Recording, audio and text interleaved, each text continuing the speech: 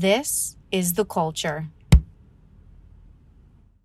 Hello, everybody, and welcome back to another episode of the Cinema Wave podcast. We are back to talk about another movie that should be getting a lot of awards attention as we approach the Golden Globes and the Academy Awards. We're talking about Netflix's Maestro. This is the second movie that is directed by Bradley Cooper after A Star is Born from 2018. And he stars in this movie as well as Carey Mulligan.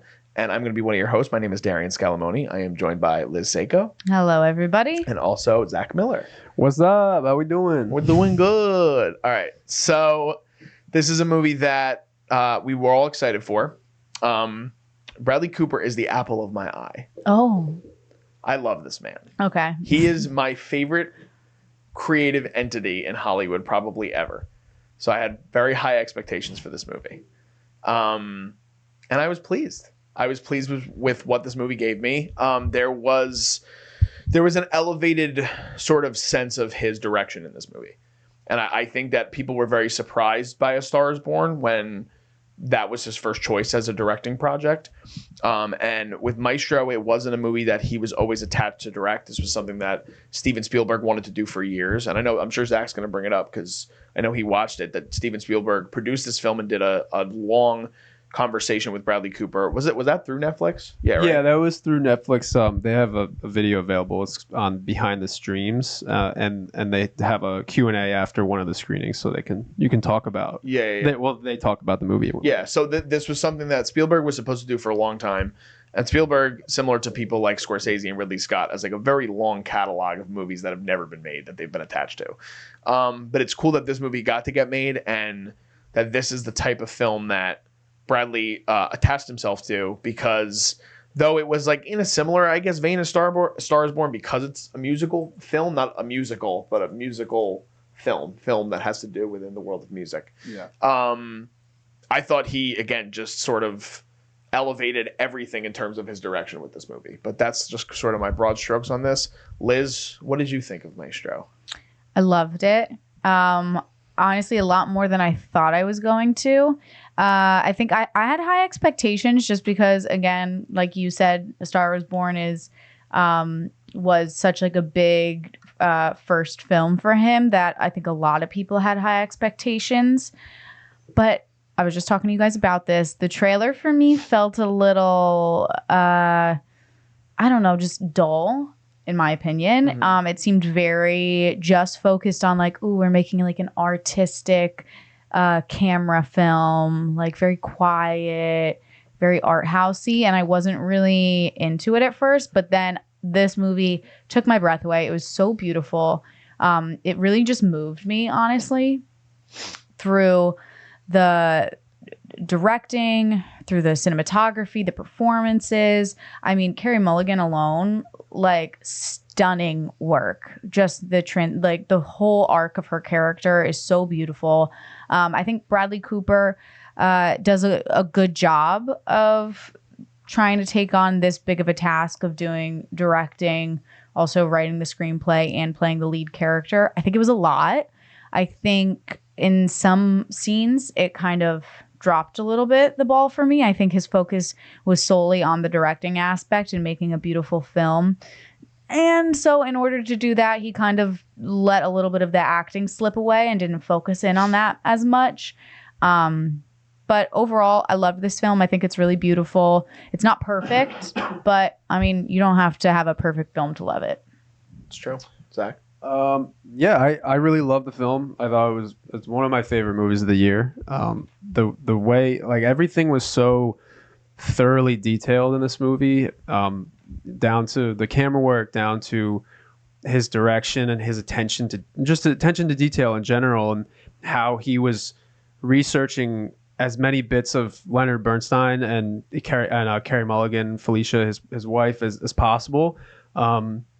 He sat down with Leonard Bernstein's kids, and they talked a lot about the movie. And I just really appreciated how Steven Spielberg says in the video too, that this isn't just a regular biopic, but it's about the anatomy of a marriage.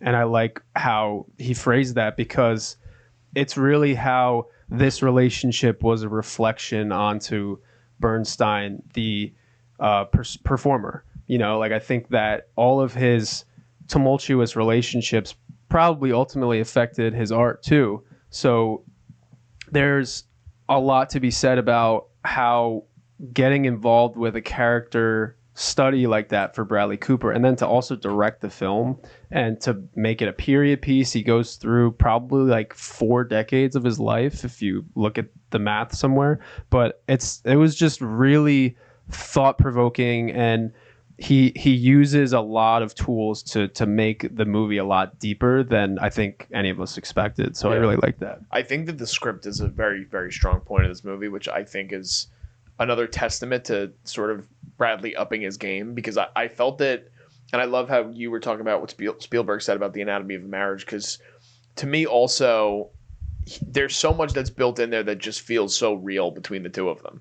It doesn't feel like at all like they're trying to falsify a relationship. Like, it's so true. And the one thing I do really like about Bradley's performance is that it's in a sense he's playing this person that had so much desire to be loved, but gave all of his energy to everybody else while still being so like about himself. It was such an interesting like person to follow. Mm-hmm. And that's why I really love this movie.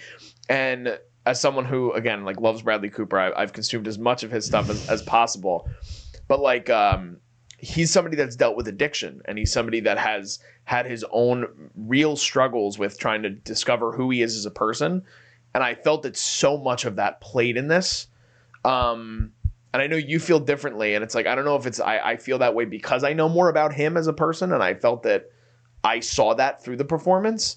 But like even the scene, I'm not going to go too heavy into spoilers right now. We're still non-spoiler, but there's a scene with him and Carey Mulligan towards the end of the film where they're having an argument towards the later years of Bernstein's life. And that scene, one of my favorite scenes of the entire year. It's gorgeous. It's fantastic. And there's so much that just becomes alive on the screen from the page in that scene. And it's just like, to me, it's one of my favorite screenplays of the year. And the movie as a whole, yeah, I'm in the same camp as you guys. Like, I absolutely love this movie. And I don't have many complaints with it, but I don't know how much more we can talk about without diving into spoilers. Yeah. I mean, I have seen a few people talk about, obviously us three, I think we all love this film. I've seen some people that aren't super in love with it. They appreciate it for the work that they did, and that it's definitely a masterpiece. Like the craftsmanship? Yeah, like technically it's a masterpiece. Like it's pretty beautiful, but some people have issues that the story doesn't have anything to say necessarily about what happened between their relationship, or like, I think a lot of people also, when they see this as a piece about Leonard Bernstein, they were expecting more of an actual biopic about like his music and how he made his career, and not necessarily the relationship between them. So like, did you guys like that they took that take of focusing in on the marriage, or do you think it would have been more successful if he had focused fully on the career? I think it was better as the marriage, and how there are even people like celebrity of that time period, and then just in general that they have so much going on in their personal lives. And then with Bernstein, he was obviously closeting his sexuality along with, how do I focus on my career and my status. And then there was a lot of like misjuggling that he did in his relationships along with his career too, that it's kind of a tragedy in that way too, because it's a real story, but a lot of his distractions, by the end, he's wanting more time with the people that are the most important. So I think for someone to say it's like there's nothing there, I think they're wrong in that, because there's a lot of like the themes that I was kind of unpacking from it was, vanity is bad, and it's great, and it's hot in the moment, and you're getting all this attention from people. He's bouncing around with a bunch of lovers in different situations, and then he comes home and his family's falling apart a little bit, his marriage is falling apart, and it ultimately, like, he has to jump through these hurdles that affect his career too. So I think that it's a tragedy in that sense. Like it's a historical piece, but I think that bleeds through with the screenplay. It's kind of what you were saying with it's a good screenplay. So. Yeah, I think that in terms of like, I guess it's hard because so much of what he's doing throughout the film doesn't come off as conflict until it eventually explodes. Yeah. And I can understand the critics that feel the way in which you're saying that, because I agree. I do see that there are people that don't love this film as much as we do. I'm just curious. I have it up anyway. But the Rotten Tomatoes, yeah, so it has 80% on Rotten Tomatoes for the critics, 70% for audience, so it's actually a little bit worse for audience. Which I will speak on the audience. I think, I mean, I don't know about you guys, but I already know his story a little bit and like had an interest prior just because I learned about it like when I went to school and heard all about like his musical history. So I kind of had a preface for it. People that I've spoken to that really have no connection to this felt a little lost. Did they feel lost in terms of what they were going in and expecting? Like, were they upset with like you were talking about, people were upset that it didn't cover a lot of his historical, like, artistic work. So you really only get it in that one snippet when they're on stage. When they're doing the whole musical, which I love, like, breakdown. Sequence, I love it too, but I think it's also because I can appreciate it because I was able to make the smart connections of like, oh, they're tipping a hat to like West Side Story or like a different musical that he's done, or like Our Town. And so what I've spoken to this about you guys before, that films that just throw you into a world that you don't know and don't give you any breadcrumbs to catch you up, I think people check out very fast. And so this is a very fast talking film. Yeah. I think some people in the first 20 minutes, they're not really sure of like, okay, so who is this guy? And like, why is he so great? And like, what did he end up doing? I think that's a fair point. And so I think that's probably why it's getting that audience score, because if you're not a full blown fan already or know what he's done, I think you're a little lost and you're like, okay, so he was in a marriage that necessarily, quote unquote, isn't like a great marriage, but what did he do to deserve a film made about him? That's a fair point. I haven't looked at it that way, but I can totally see that's an issue. And then because if you're looking at it from that lens and you're unaware of certain things, like I knew who Leonard Bernstein was by name, and I knew that he did like fantastic work in terms of Broadway, but I actually never knew exactly what he did. But again, similar to you, like knowing Broadway and knowing musicals, having like some foundation. Knowing that and then seeing that sequence, I was able to put the pieces together. Yeah. But it feels like, I don't know why when you were talking, I thought of like, I thought of the movie Love and Mercy. Have you guys seen Love and Mercy? Oh, yeah. No, I haven't. And I was thinking, so it's the movie about the Brian Wilson from the Beach Boys and the formation of the Beach Boys. And in that film, you have very succinct, or distinct, I should say, moments in time where they're showing you different songs that are being created and different moments in the career of the Beach Boys.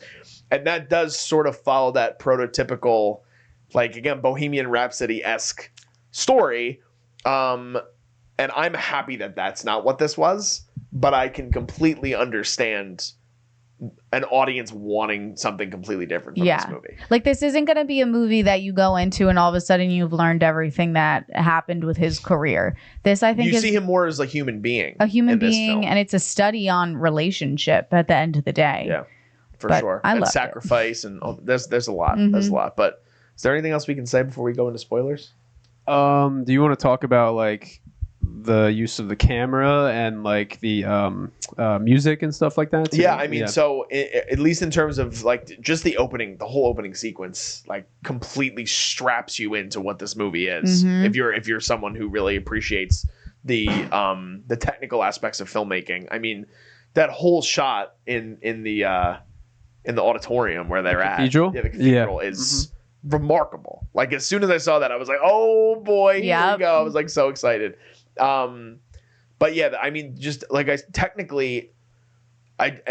did appreciate, and the thing I liked about the difference between this and Star is Born 2 was that A Star is Born plays in a very different time and era, and it makes you feel like you're a fly on the wall to this pop star's career and going on the road, and you feel like you're there with them the whole time. It just like feels like you're so embedded in this relationship.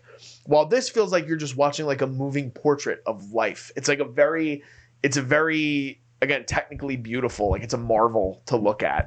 But Zach, you could probably talk a lot more to the specifics there's something in particular from the film that you want, like a. Oh, sure. Yeah. Well, there's a lot like I had in my notes to go through, but first of all, I think it's probably one of the highlight scenes for a lot of people, but the cathedral scene, I was doing a deep dive on like the interviews and stuff like that. So Bradley Cooper spent 6 years with conductors, traveling, observing how conductors work, just to get the perfect version of that scene. And he was training, and he had other people observing him. And then he said, like, when they tried the first rendition of that scene, it wasn't a one take, and it was a couple different angles, and he completely bombed because he was off tempo. Once you're off tempo with a symphony, you're like, it's just crap. And then then when they went back the second day, they were like, let's get the techno crane in the cathedral. And this was the actual cathedral that Bernstein like did the whole performance crazy. which is nuts. Yeah.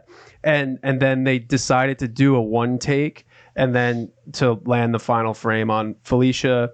And he said that they got it, and he felt like there was this energy that Bernstein was there with him, and like that moment to just do something that epic. But then they were also spending months to rig the cathedral with actual sound quality, so they could mix that entire orchestra and the entire acoustics of the space. So like the filmmaking that went into this, it was so delicate and so precise, like that. And for this to be his second film, by the way, and then to have people like Steven Spielberg back you and stuff, and Spielberg was saying in the interview, I can't believe this is your second movie, like this is unbelievable that you could do this. That's where I think so much of I love this guy, but like there's so much there with him as an artist that it's like 1 in a million, like, and it's so like there are fantastic actors like Leonardo DiCaprio, like Brad Pitt, that are also great producers, but they've never stepped foot behind a camera. Like they haven't written scripts. And for him to like come in another film produced by Martin Scorsese as well. And he's worked with such incredible filmmakers over the years. Like, who has he not worked with at this point? And yeah, Zach, like you said, like for this to be his second movie ever, like for the grandiose of what this film is, yeah, it's just incredible to like just watch. And if you look at it from that lens, I think you do appreciate it a little more, even if you're not a huge fan of like the subject matter, because there's so much in there, and he does such a great time with his use of runtime, I think. Now there are moments where you can definitely argue it's like they're going through stuff too fast. I mean, you go through 4 decades pretty quickly in this movie. It's like you see the relationship form with him and Felicia, and then you start to jump ahead. But I don't know. I feel like we should warn the audience of spoilers at this point, because I feel like we're going to start jumping in. Probably. Yeah. Okay. Yeah, let's get it. Yeah. All right. So if you guys are watching still, you guys haven't watched Maestro, do yourselves a favor, pause this video, go on Netflix, turn the movie on, sit there for 2 hours and 20 minutes and enjoy it, and then come back and listen to our spoiler thoughts, where we're going to talk about this movie at full. You guys have been warned. Okay. So this movie does it's crazy how it covers so much time in a runtime like this. And not to compare it to Rebel Moon, Zach, but like yesterday when we were recording with Vinny and I, and it's like a movie like that is 2 hours and 20 minutes. This movie is 2 hours and 20 minutes. And that feels like a movie of nothing for 2 hours and 20 minutes. And it's bad movie. But it's like, it makes you angry as someone who indulges in film, where it's like you get to see something like that where you're like, what went wrong? And then you see something like this and you're like, what a fantastic piece of movie making that they were able to do all of this in 2 hours and 20 minutes. And it makes it fly. Like, I think we talked about this too off camera, the runtime queen, Liz Seiko, but I don't think there's much that you wanted to cut out of this movie. Like, I think there were things you would have changed, but I don't think there was something necessarily that you would have cut out, like you were happy with. It didn't feel like the movie dragged or anything like that. No, not at all. Didn't drag. There weren't scenes that I would cut. I really wouldn't touch the runtime. I think that there was never a moment that I was like, "Oof, God, this is long." No, I think the only thing that I can really say about this film is I think that the structure of the story could have used a little bit more work, I guess. And by that, I mean, have a say on like, okay, why are you focusing in on their relationship? Like, what did Cooper want the audience to walk away thinking about and feeling? Because, and I want to jump to this because I think this set up the film for like a huge stepping point, was it opens with a quote from Leonard Bernstein himself. And the quote is, "A work of art does not answer questions, it provokes them, and its essential meaning is in the tension between the contradictory answers." And so for me, I kind of get torn a little bit because I'm like, okay, was Cooper taking this like literal? And it was just like, okay, I'm going to make a film that asks a lot of questions but doesn't give answers. But I think he could have steered those questions a little bit more. Like, why did he choose to focus on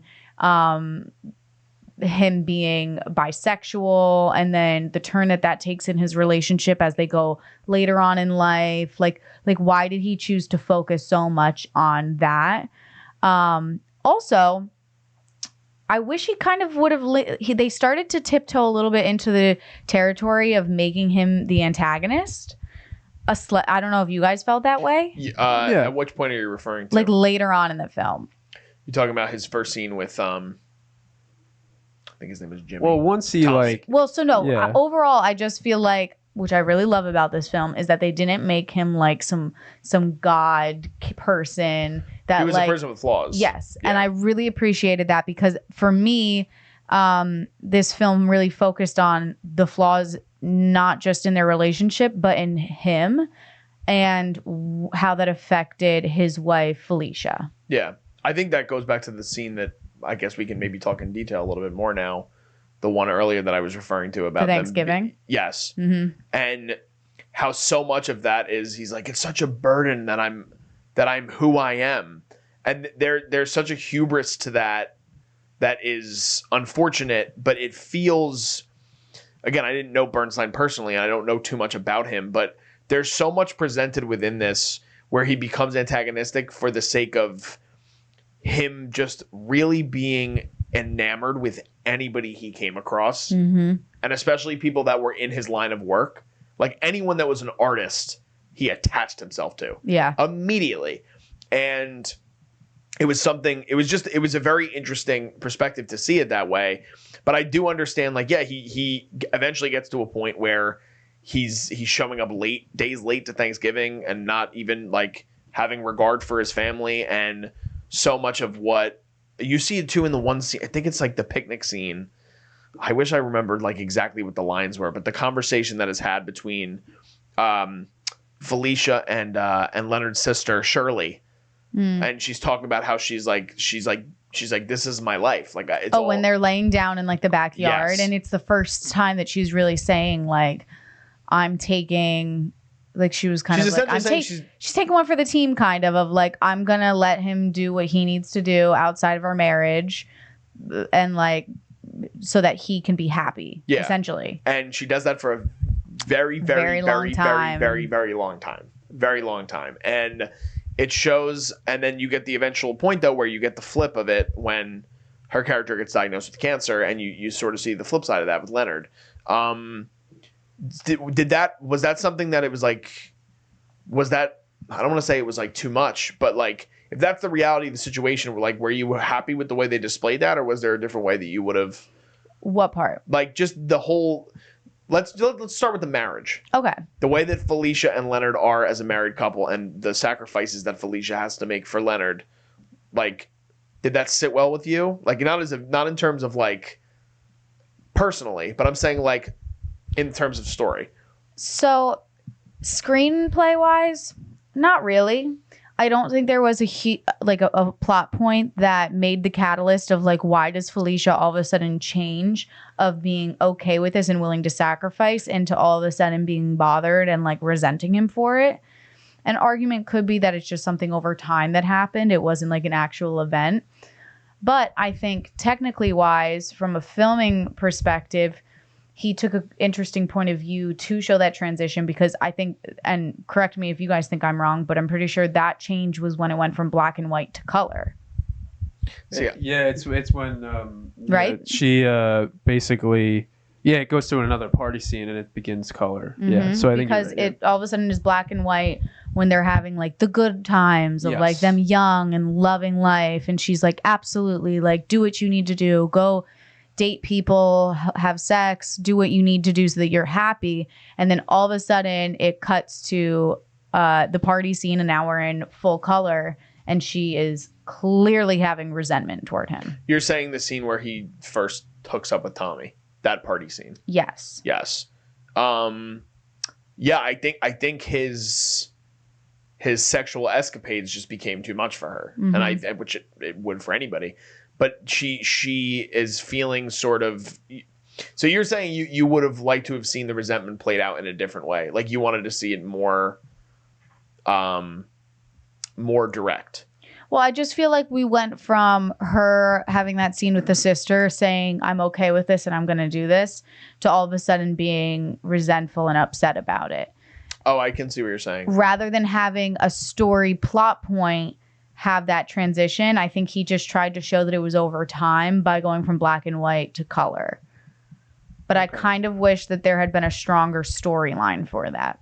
Yeah, Like at a certain point, is this a biopic, or like can't he add some things in to make it a clear storyline? Because I feel like her character got a little wishy-washy in that middle section of like, what is she doing? Yeah, For that's me. fair. I feel like I would argue that that when everything like kind of has this build up to that Thanksgiving scene where she finally like lets it out, and I think she has that one line where she's like, "Oh, it like stop like patronizing me, like it is so exhausting to love someone who does not like the gist of what she says is love someone that doesn't love you back," and like that just hits hard. So I think that scene in itself kind of defines their relationship, that she's just literally lived in the shadow of him, which is another thing that they do with the camera. Like when he's composing, there's literally this huge shadow that she's just consumed by, which is like so symbolic of their relationship, of like, this guy is going to overtake my entire life basically, and I just have to live with it because I'm the housewife. And that's another thing too, that I think they were defining that period was another part of the like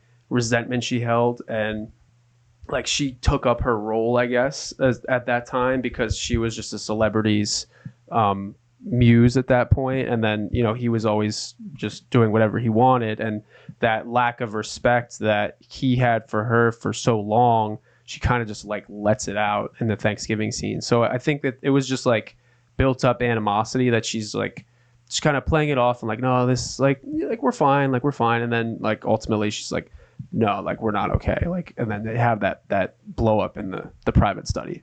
So Yeah, I mean that's sort of how I felt too. It was just like a tea kettle, like just waiting to whistle out. I mean, in the party scene, you do like obviously. See, I didn't get the sense that she was resentful as soon as the party started. I did. I felt like the tone completely already had changed between the two of them. I think there was just. Which I mean, I love this film. Don't get me wrong. Yeah. I just think screenplay, like screen wise and like written script wise, a little weak.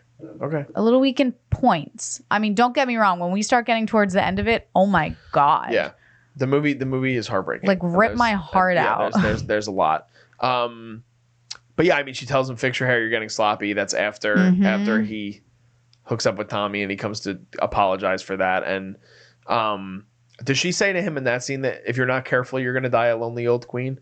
Or No, is that that's in the right? Thanksgiving scene. Yeah, which again, that scene to me, that scene is incredible because it's so much of him like really believing that he is giving his all to everybody at every point and every ounce of him, and he thinks that that's good enough for someone that he's spending the rest of his life with. And she's so obviously trying to be like, no, you're not understanding me. Like, I've been here being this version of myself for you for way too long. Yeah. Like, that's not going to happen anymore. And I think it is incredibly tragic with his wife. But I do think the dynamic with him and Jamie hits it even harder for me. And it's especially in the scene when a little later on in the movie when him and Felicia are basically separated like for a time. And he's like super drugged up. and he's on the phone with his daughter Jamie, who's played by Maya Hawke in this, and I love getting to see her sort of get to play in something like this, because I mean I really appreciate Maya Hawke as an up and coming actress, but I think her getting into something as like substantial of a movie like this is definitely going to help her going forward. And I think that scene, it's just so awful when he's basically talking to her and shedding his weight of what is on his mind and his disappointment within himself on his daughter and what he's going through with multiple sexual partners. And she's like, Daddy, I don't want to hear this. Like, I don't, and it's just like, especially because you see in the Thanksgiving fight scene that Felicia is very much, or no, it's not in that scene. It's after that, right? When she's like, you better not tell your daughter what's been happening, the rumors. Yeah, so that's a different scene. That's a different scene entirely, but that scene too is. That's before Thanksgiving, actually. But I want to talk a little bit more about the Thanksgiving scene. I want to hear your thoughts, specifically maybe Zach, a little bit on this, on the camera work in that scene, of the choice of not doing any close-ups. Yeah. I actually, that was another one of the interviews I watched, is he was sweating bullets. Like, do we not get coverage over this? Like, do we get close-ups? Do we get medium shots? Do we actually go in? And then they said no. Like, the producer was actually encouraging him, no, like, go with the long take idea that you have, because it'll just let you sit in the room with this uncomfortable distance from them. So, I mean, the same thing for like the rest of the movie too. Anytime he uses long takes, like even the scene where he's talking to his daughter about the scandal, you're just seeing it, like it's hanging on him, and it's like, oh my gosh, is he gonna tell her? Like, you can see him just like sitting there, like, do I tell her? Like, should I tell her the truth? Like, should I just give it up right now? But like, the camera is making you just as uncomfortable as we want to feel for them too. And then just them being at polar opposites of the room, they're wearing complementary colors. They're polar opposite to each other in visual ways as well as emotional ways. So like, the choices behind those kind of decisions is another reason why I love this film, and for Bradley Cooper to have that attention to detail with that kind of thing. I really like that scene. When I realized what they were doing and they were just going to hang on it, I was like, oh yes, like, let's go. I'm all in. Same thing with the cathedral scene, and just every other rendition of the long take was really good. And I think there was a couple other examples I had of the emotional separation just with cinematography. There's one in the beginning that kind of foreshadows their relationship. It's kind of when they're talking the first night, and it gets to be this like really close, like intimate, medium close up, and then in the background is the window of the party. And you know, you think that they might kiss in that situation. This is a pretty like romantic evening, but he keeps glancing back in the window, and that's foreshadowing his relationship to that he's going to be distracted by things from the rest of his life, by other people, and she's right in front of him, but he's going to always look through that window, look through that social distraction. Yeah, super manic. Yeah, exactly. And then even the one, there was a very distant shot by the poolside later in the film, and there are the fence posts in between them, and that's visually separating them. And then another thing that Bradley said was that we're supposed to feel distance from them in this space, because it's like a conversation that he had when he was little, or his parents had when they would fight when they were little, and he was like, this is a conversation I want to hear, but I know I'm not supposed to be hearing. So we're separated, we're distant from them, and we're just kind of overhearing this painful interaction, and you know, we don't know if we want to listen to this, but it's just further emphasizing how emotionally distraught and distant they are becoming with each other. So I thought another really great scene in terms of the emotional aspects was when he finally finishes that really is it a musical that he's writing where he Which part? It's the scene when Felicia jumps into the pool, but he just wrote I don't remember, but he just finished writing he finished a very big long piece, and he's very excited to share it with everybody. And as soon as he walks into the room, as he's saying that happens, you see Felicia walk out and just run and just jump into the pool with all her clothes on. And there's a look on Leonard's face where it's like, for the first time in his life, like in his marriage, like she is upstaging him And that's what I felt that he felt. And you see it played out in every single part of Bradley's face, where he's just like, I can't believe she just did that. Yeah. Like I just gave my all to this. And it sort of, again, builds that rift between the two of them. And it shows you just like how Felicia is like losing, like she doesn't give a shit what he's doing anymore. She's like, no. Like, I'm not, like, this is not about you right now. Like, you're here with your family. Like, and I think she gets pissed at that point too, because Tommy's there and they have the conversation. She's like, I didn't think it would be a problem that I brought Tommy. I brought Tommy for Jamie. And she's like, you brought Tommy for Jamie. And then that becomes a whole thing. And he's like, I have to go right, darling. I have to go right. And it's just like crazy. It's like you finally get time with your family and then you're going off and working. And then so Tommy is your replacement now because he's your new boy toy. Like there are so many layers to that. And then there's another line that he says that, again, I think plays into just him connecting with anybody that has to do within the art scene and music scene particularly, where he says, I love music so much that it keeps me glued to life even when I'm most depressed, that I can get very deeply depressed. Where it's where he's in the interview. Yeah. And anytime, like it's when he's at the party and he meets Tommy for the first time and he's introduced to him as a young up and coming composer. Yeah. And he's like, all right, new artistic romantic partnership, have to do that. And even Matt Bomer's character, who I wish he got a little bit more to do in this. I wanted to see a little bit more of their relationship, but you see that, like, again, everyone he's ever been with and he's been attracted to sexually, romantically, artistically, all musicians, all artists. Yeah. So it's a very interesting artistic tale that like sort of interweaves the emotional complexity that comes with creating. And I think we could all relate to that. And it's like hard because there are certain times where like you have such a great feeling when you're creating something, but then there's other times when you'll create something great and then you'll think it's amazing and then you won't get the reception that you want and then you feel depressed by that. And so much of that is just put on the screen in this movie. And that's where I love the screenplay, because it feels like he's talking to us like through his performance. I don't know. I really like this movie. I know. What, am I ranting? No, I love it. I love hearing about it. I also think I want to talk about Carey Mulligan a little bit. Yeah, I was gonna say because she. So like talking about the long takes. Also, for me, I felt like everything before her character was introduced was very chaotic in like the best way.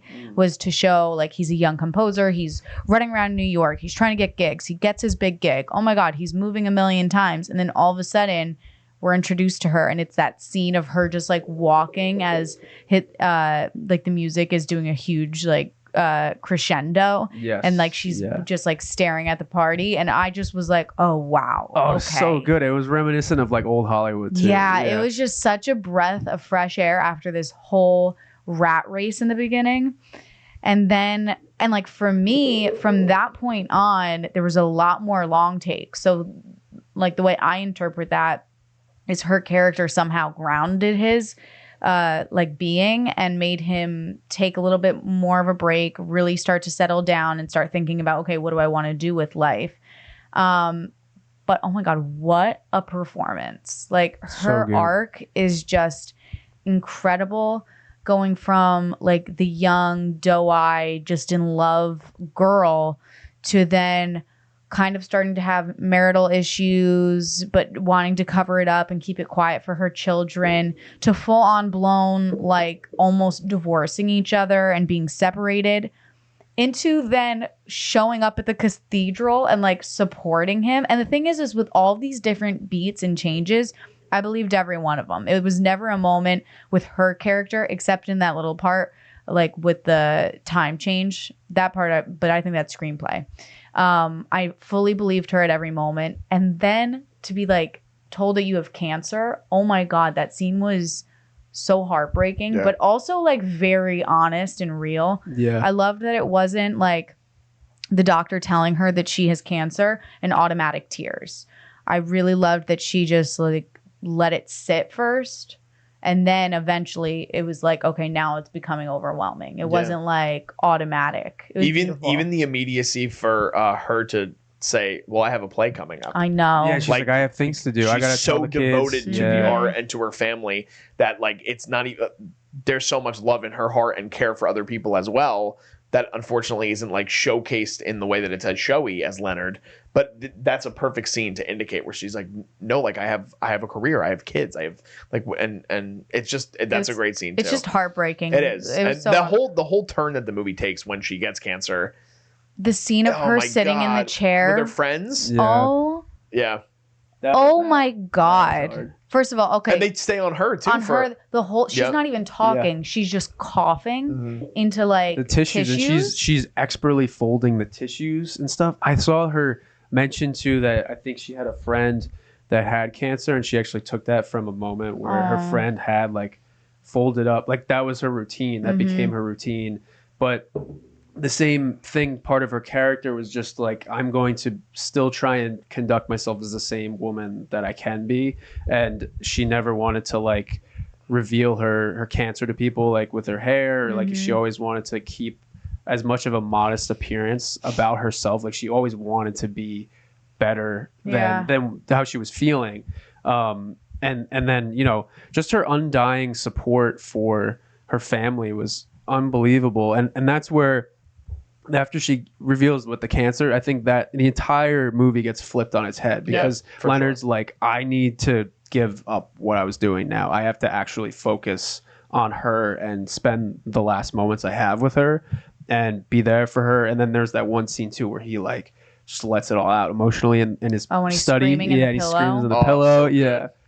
So good. I also just loved that because the the comparison of her dealing with her emotions is like either like cry. Bury it. Yes, Yeah. like bury it. And for him, because he's such an extroverted person, he needs to let it out, but he also doesn't want them to know that he's letting it out, so he has to scream into that pillow. Like what a great way to show his character expressing. Yeah, I do love the movie as a whole, but I do think it starts to like have a deeper emotional weight as soon as you sort of see the separation happening between the two of them, and then as soon as she gets her cancer diagnosis, it just hits a different level. I think this is the best performance of her career. It's beautiful. Absolutely fantastic. It's definitely up there. Yeah. I really want her to get nominated. I also love the fact, and I mean, this could definitely be true, I don't know, but the fact that they reconnected before she was actually diagnosed, like when she's standing there in that blue dress after he finishes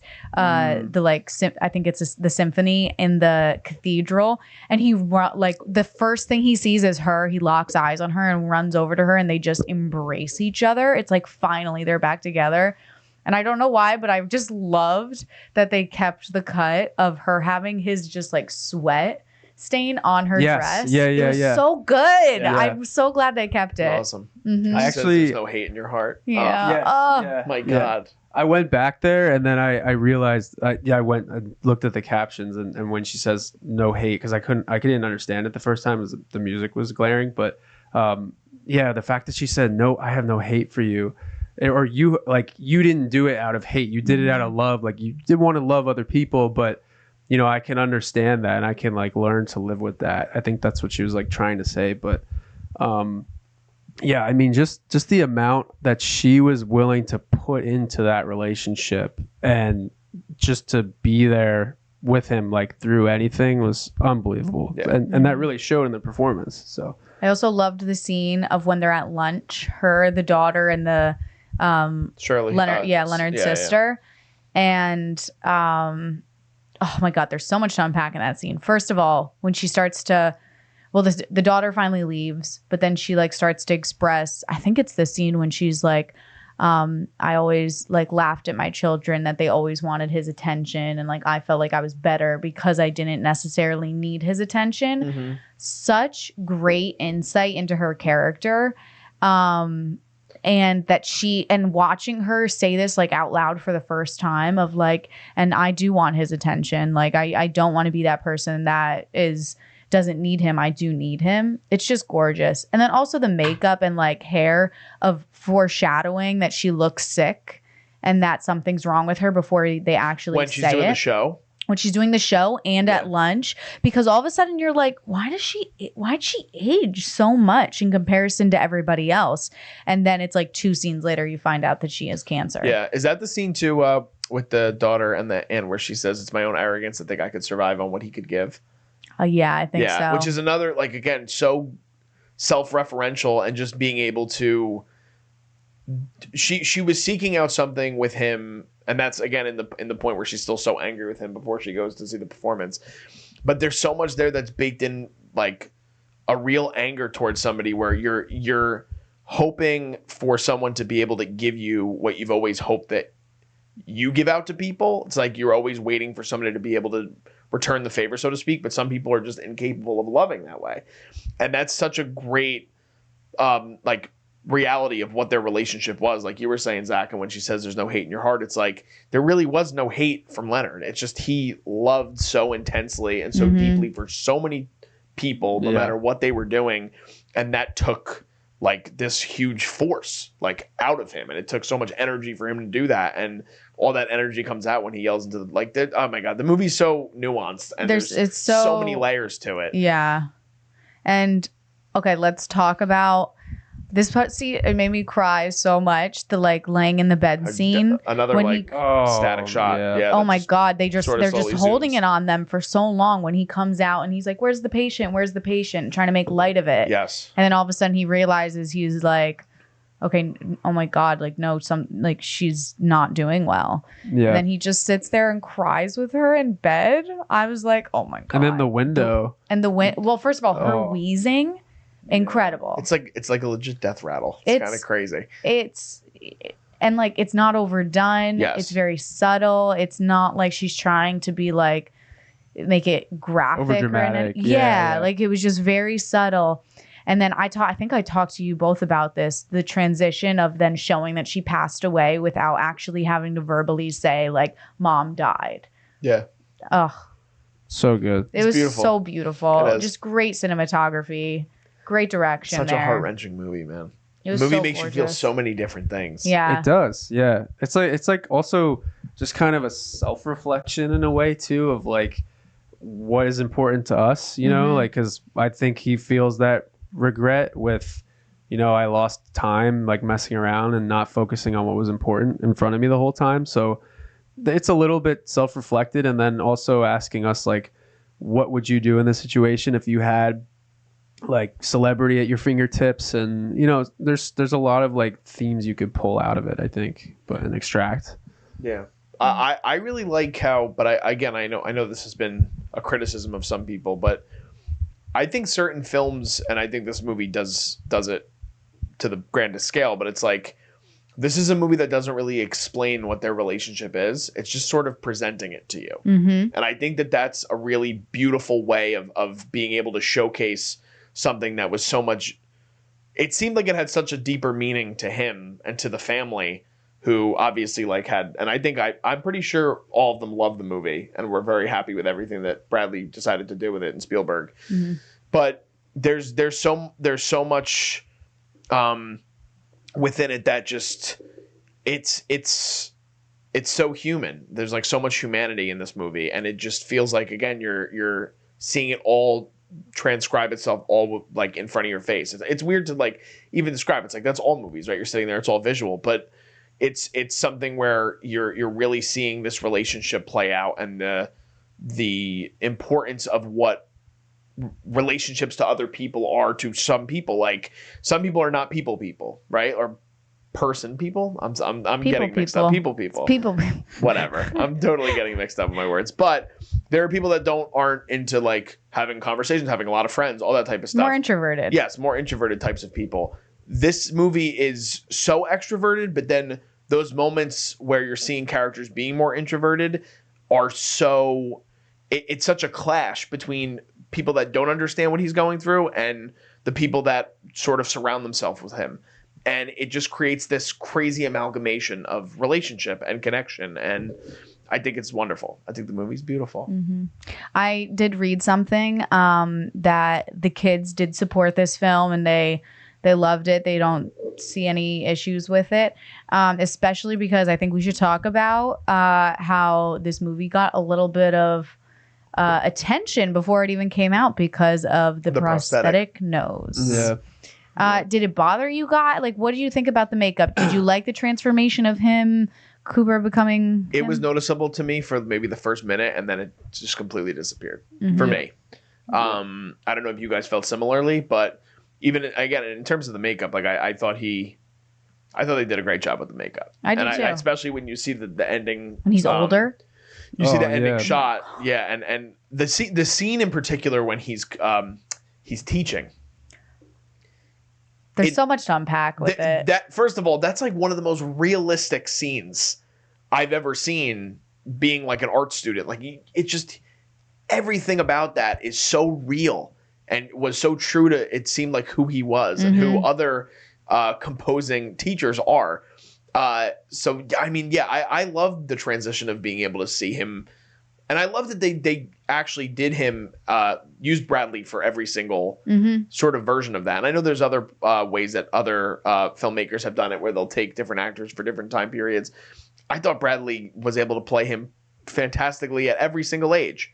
You know, it just worked for me. I don't know, but do you want to talk about the school scene towards the end? Yeah. I thought that it was just like really great, and also I thought it was interesting story wise to have him not necessarily change that much after his wife passed away.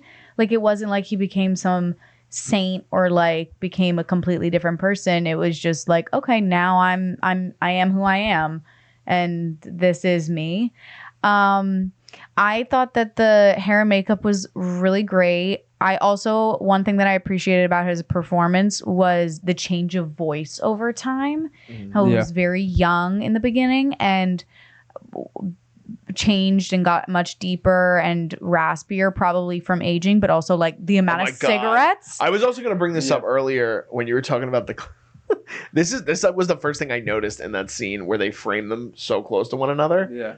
He's just blowing smoke and Carey Mulligan most of the time. Yeah. Puffs. I was like, oh my God, I can't even imagine. I was like, I hope they did this in one take. Like, I can't even imagine how much smoke was blown in her face in that scene. So much. But so every single scene he's smoking a cigarette. Just like a great note though of like, okay, he's getting older. His voice is gonna get raspier.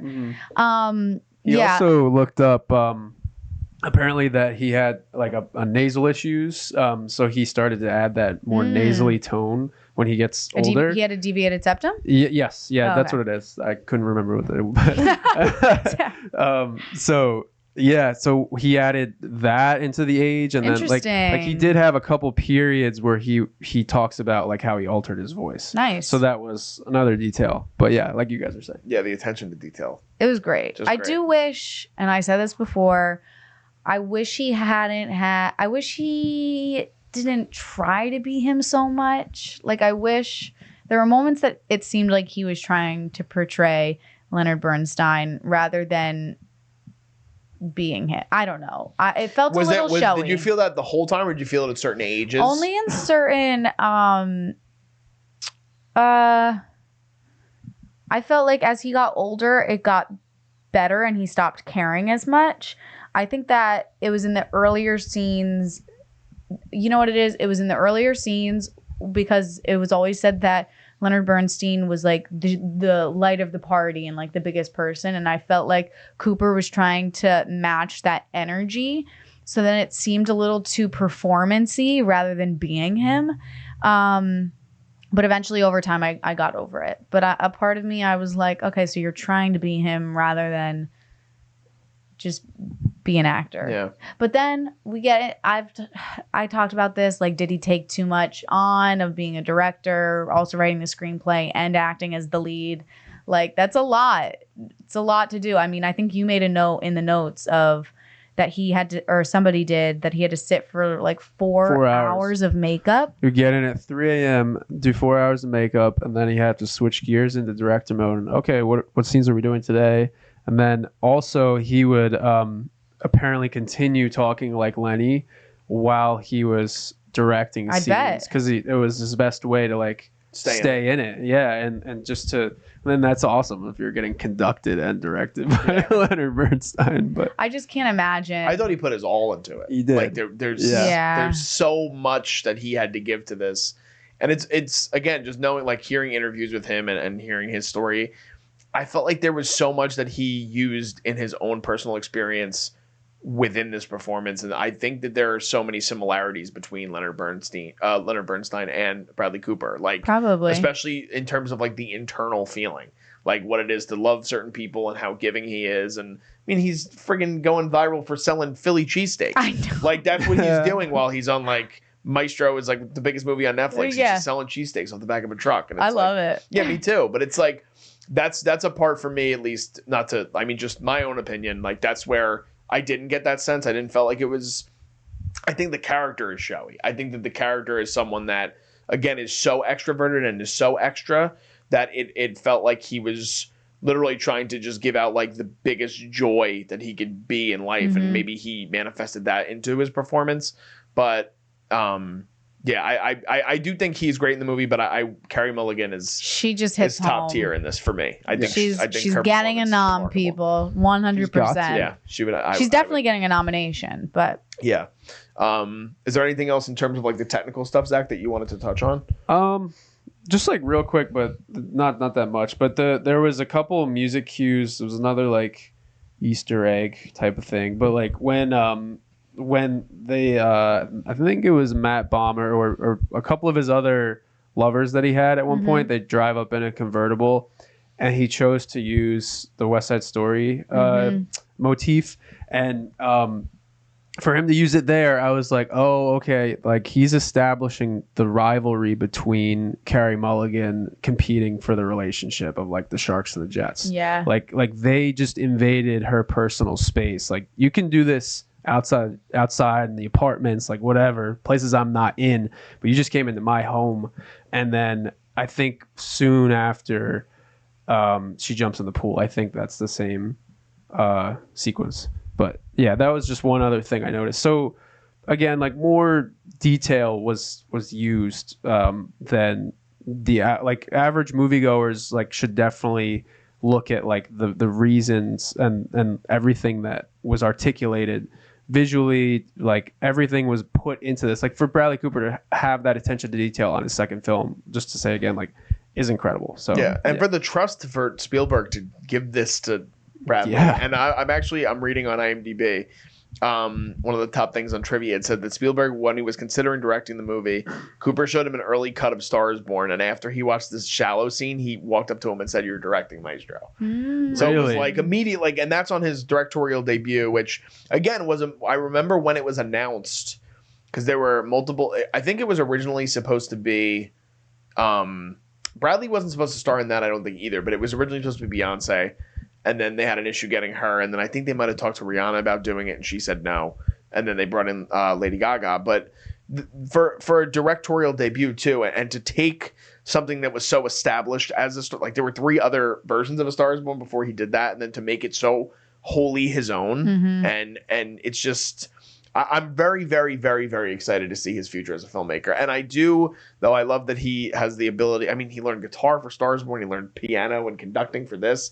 Like, I would love to see him do something a little different. Yeah. But I'm excited for everything he's going to do. Like, it's similar to like with Greta Gerwig, where it's like, I liked Lady Bird, Little Women I liked even more, and then she went just completely in a different way with Barbie. And I hope that that's what we get to see with Bradley. Like, I want to see Bradley do, like, I want to see Bradley evolve in a way like Affleck did with directing. Like, I want to see Bradley do like a crime movie. Like, give me something where it's like, or like if not... I would never want to see a remake of this movie, but it's like I want a movie in like the vein of like a Heat. Like give me something like I want Bradley or like Cooper's Place Beyond Heat. the Pines. Yeah, that like he was in that too, but like that kind of but modern. He's worked with so many great directors too that he's able to just. I feel like he's such a sponge. Like there's no way he's not with all the different types of directors that he's worked with over the years. I mean, the list is immense, but. Yeah, this was a great movie, and I think we're all. I loved it. Yeah. I also think the reason it was so successful for him is that I read somewhere that he like grew up interested in conducting already. So Yeah. it wasn't like he got the script and was like, oh, I like this script. Okay, let me do it. It was already a passion of his, which I mean, you guys can probably relate to. Anytime it's something that you already have a connection with, I feel like it just opens up your imagination completely. And so that probably helped him with visualizing all of the shots and the whole film. Yeah, for sure. I loved it though. Yeah, I did too. Go for scores. Go for scores. Do you have anything else left to say? Well, I was just gonna say, should we talk about the awards potential? Ooh, Yeah, oh, yeah. let's Do that. So we were talking a little bit right before we recorded. I think all three of us completely agree that Bradley Cooper should get a directing nomination. 100%. Yes. Yes. Okay. So we're all in the same boat for that. That's def. All three of us think Carey Mulligan should get nominated. Yes. She might Is even. she your pick to win? It depends on the category. Like she's if she in. goes supporting If or she goes lead? supporting, it's between her and Gladstone. Gladstone's not getting supporting. I don't know. She's not getting nominated for supporting. We'll She's getting talk. nominated We'll for lead. talk. My people will talk to your people. Yeah, we'll talk. But she's gonna get nominated. Yes, 100%. Yeah. Do we think Bradley gets nominated for acting? It's a stacked year. It's a stacked year. year. I think if he gets in, let me see. Do you think, Liz? Maybe He more might, than Leo. 100% more than Leo. Absolutely. Absolutely. If Leo gets it over than this, Well, I would. They love Leo. They really do. Yeah, but love he also Leo. didn't get like whatever. But I think. What do you think? What do you think, DJ? I'm just taking a look at the updated list from Hollywood Reporter. There are two performances that I think should definitely win over Bradley. 100%. Yeah. My pick. Yeah. My pick as of right now is Paul Giamatti for Holdovers. Okay, great. But Killian would probably be right behind him. Right now, Hollywood Reporter has him number 2. I think So- he'll get nominated. But I think he will get nominated, but I think he'll probably be like that 4 or 5 type of guy. Like I think if he gets it, it's gonna be a shock to him just as much as it is to everybody else. Yeah, and to be honest with you, I don't think he would care No. if he was nominated for Best Actor. And I mean, of course, I think he's going for directing. Of course, 100%. Of course, he is. He's gonna start campaigning and this movie. So shit does out this of get it. a Best Picture nomination? For 10 films, probably. Yeah. I would hope. I it agree. Does. Yeah. I agree. I think it's the MO for the Academy too. I think that They have it on their list as number 7. it's in their of safe 10. house. This Yeah. is like a safe house film for It's them. Oscar bait. For yeah, sure. it is. It's about an artist too. Like you saw. Mhm. Yeah. I mean, it's also beautiful. Yes, It's a gorgeous I agree. film. Does he get a screenplay nom? No, She was quick with that one. No. Yeah. I hope it does. I don't think think so. it's gonna be hard because there are like a good amount of screenplays. So I think it's like it's just outside the 5. I don't think it's gonna get in just because of how stacked the year. This would be original. They have Really? Yes. It's not like adapted off of No, nothing. technically No, adapted. just about they chose to adapt it on his life and things that he went through. Okay. No, yes. So Hollywood Reporter, their list for frontrunners: Barbie is 1, Past Lives is 2, Holdovers is 3, and Anatomy of a Fall is 4. Maestro would be 5. Right behind it is May, December, Saltburn, and Air. Saltburn better jump up there. I think Saltburn deserves screenplay over this. Okay. I disagree. Well, I can get behind that, But- I guess. Yeah. I think they should both get nominated, I don't think Um, Maestro should for screenplay. but I know you also aren't a fan of the Holdover script. Which script do you like better, the Holdovers or Maestro? Maestro. Really? And I think Holdovers is like one of the frontrunners to win Best Original Screenplay. I just feel like I've seen the Holdovers like on Hallmark before, this storyline. Did you just compare the Holdovers to a Hallmark movie? The performances are way better, but the script and That cuts storyline, What the fuck, Liz? the script and storyline. Jesus. I That have was not seen cool, it Liz. before. I've Liz, seen I'm not it cutting to you before. anymore. Oh my I've God. seen it Liz is before. not even getting cut to when we present her score. No, just kidding. Love you, Liz. All right, scores. I absolutely adored this movie. I am, again, now my New Year's resolution before January, I am switching to halves Yes. and full scores.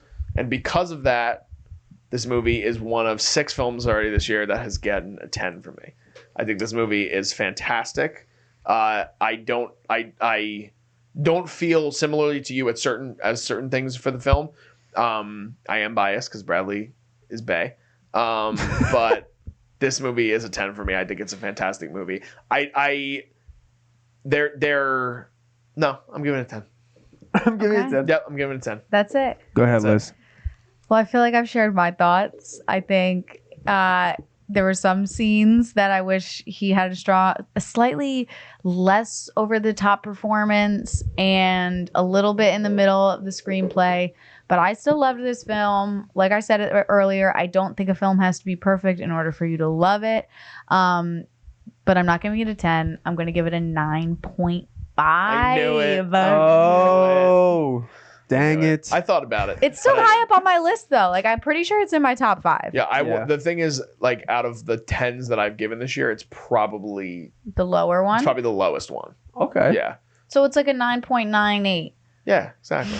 Exactly. Zach. I'm gonna go 10 as well. That's Wow! Yeah. Wow. And I'm gonna say that because this is one of the smartest shot movies, like cinematography wise, in the last probably like 20 years. I'm gonna say that's even I'm gonna go out on a limb, and if this was shot normally, like even Adam McKay style or like Oh my other God, I couldn't even biopic style, imagine. like let's just say Wolf of Wall Street too. Like the camera is not as present to the emotional tone in those movies as it is in this one. I think. I mean, you can make an argument for it, but this one shot to perfection. Everything was detailed thoroughly. Bradley did an amazing job bringing to life a musical piece and an intimate piece too. So I think that's alone just blew my doors off for sure. Is So this in your top 3 of the year? I think it's I think it's number 3 or 4 now for Okay. sure. Yeah. Okay. Do you think this is winning best cinematography after your statement? Oh, how did I not bring that up? Yeah, definitely going to get nominated. Def nom, but I man. mean, you said it's one of the smartest Well- shot films in 20 years. It's got to get nominated. It's got to get nominated, or else I'll be really upset. What is it But- between this or like Oppenheimer for you for cinematography? Yeah, dude. That film being shot on 70 in both black and white and color, and then just everything else that was involved with that, and then oh my gosh, I'd have to really sit down and think about it. But Play them both at the same time, look, side by like- side. Yeah, let's put Yeah. double monitors. Double Yeah, right. monitors. yeah, maybe the black and white and the color will line up too. There you go. So, but I don't know. There's just some even like All of Us Strangers looks shot pretty well. Holdovers is shot pretty cool. I don't know if it'll get a nom, but there's a lot of like film stock Poor that they've been Things? using. Poor Things should win. Actually, that's in our next conversation. The third Wow. Yeah, that shit. You're right. No, you're totally right. I don't know how that just escaped my mind, given that we're doing our next podcast on it. But Like the oh my god, what is that shot called? I'm totally blanking. fisheye? Yes. Mhm. It's used and it's not in an annoying way because sometimes I'm like, oh god, why are we using this Oh, right yeah. now? It's It just for the doesn't. sake of using it. Yeah. We'll Yes. get into that. Yeah. So good though, so good. Anyways, that's a different episode, which is coming out is coming soon, out. everyone. It's just I think clickbait. Board Things will be out before this episode. But it's all good. So guys, that was our full-length analysis and review on the Netflix film Maestro, which was written and directed by Bradley Cooper, and Josh Singer, which we forgot to mention, also wrote Spotlight, which I think he won an Oscar for that as well. He did The Post as well. Produced by Steven Spielberg, Martin Scorsese. We all loved it here on the network. Make sure you guys check out Maestro if you haven't already and you've been watching this long, then that's on you. You got everything spoiled. But if you guys also love this movie, let us know in the comments. What did you guys think of Bradley Cooper's performance, Carey Mulligan's performance, the incredible direction that he was given in this film? If you guys don't already, be sure to like this video, subscribe to the channel, hit the bell for alerts. We have tons of content coming, not only for the rest of this week, but going into 2024. We're going to be talking about our favorite movies and TV shows for the year. We're going to be talking about our most anticipated movies and shows for 2024, plus all of the reviews that are still coming that we have backlogged and new stuff that's coming for you guys as well. If you guys don't follow us at Cinema Wave Media, you can follow us on TikTok, you can follow us on Instagram, as well as on Facebook and on Threads. You can also follow us at _Culture Wave Media and at Jersey's Finest Pod on Instagram as well. Just signing off, I am Darian Scalamoni, I'm Liz Seiko. I'm Zach Miller. and we'll see you guys next time.